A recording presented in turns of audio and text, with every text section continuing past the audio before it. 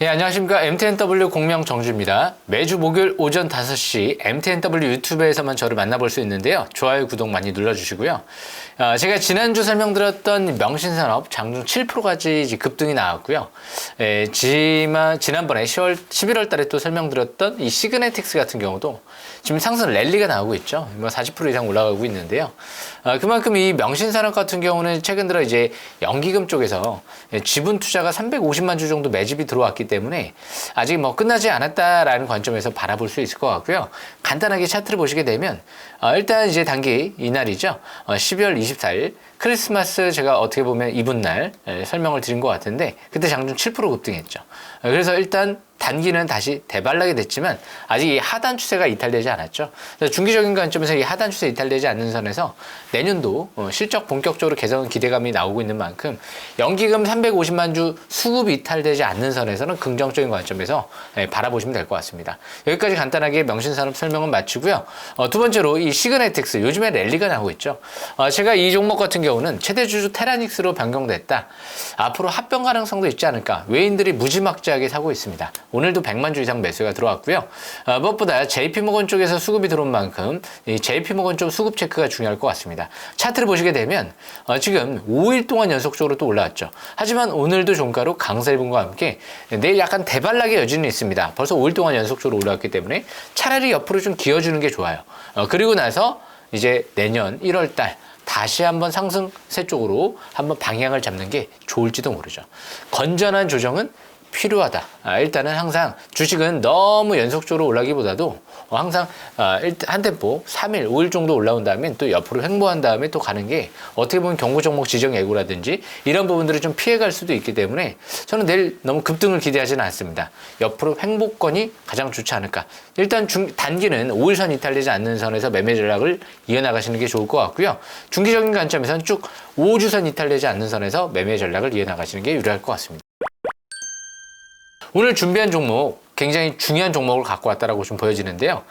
요즘에 이 메타버스 시장이 굉장히 핫합니다. 오늘은 삼성전자가 지금 950조 원에 가까운 이 메타버스 시장에 역시 진출을 한다. 자회사가 이제 투자를 한다. 이런 얘기 나오면서 코세스가 상한가 들어갔죠. 아마 코세스도 제가 최근 들어서 지금 4분기 때 굉장히 관심 있게 봤던 장비주인데요.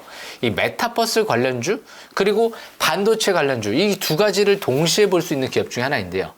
지금 자산가치 대비 현저히 저평가돼 있죠.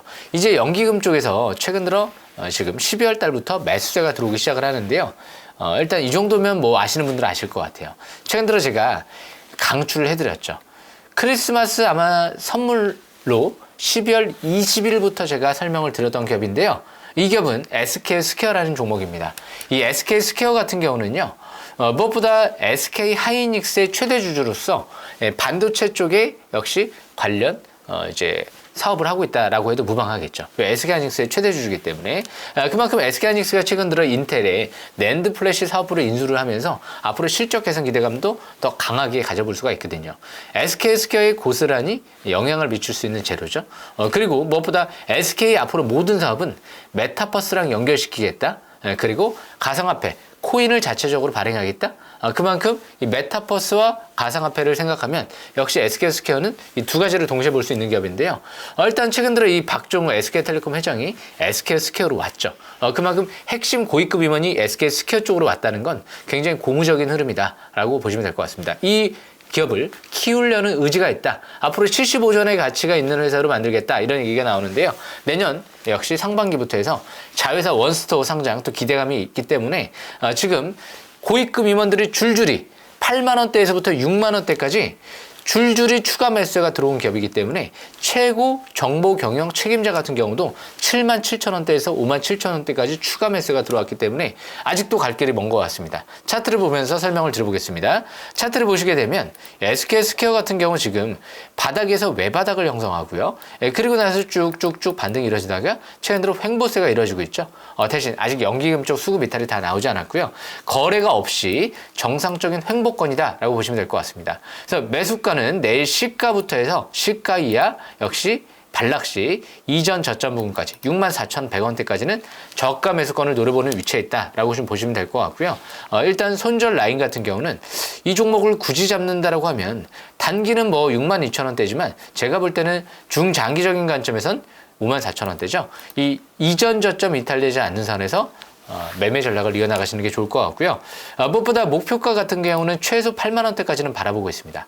그 이유가 이 회사의 고위급 임원들 같은 경우는 8만 원대에서부터 해서 특히 거의 대표이사급으로 볼 수 있는 최고 정보 경영 책임자 같은 경우는 7만 7천 원대까지 역시 추경 매수가 들어왔던 종목이기 때문에 자산 가치를 봤을 때도 어떻게 보면 최소 8만 원에서 많게는 한 11만 원, 12만 원대까지도 가능성이 있기 때문에 이 위치에서도 아직 늦지 않았다라는 관점에서 목표가 일단 최소 8만 원. 그리고 단기 지지권 62,000원, 그리고 중장기적인 관점에서 54,000원, 지지권 참고한 상태에서 내일 시가부터 해서 역시 64,000원대까지는 시가 이하는 매수권이다라는 관점에서 접근하시면 될 것 같습니다. 여기까지 설명 마치겠습니다.